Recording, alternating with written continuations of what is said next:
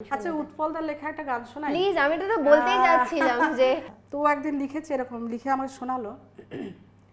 ওই নারী বড় পরম ধন গো, নারী বড় পরম ধন, নারী বড় আপন জন গো, নারী বড় আপন জন। এ সংসারে বলি, এ সংসারে নারীকে করো আপন গো, নারী বড় পরম ধন গো, নারী বড় আপন জন। বলি মাতা নারী, ভগ্নী নারী, বধূ নারী, কন্যা নারী, কন্যা নারী।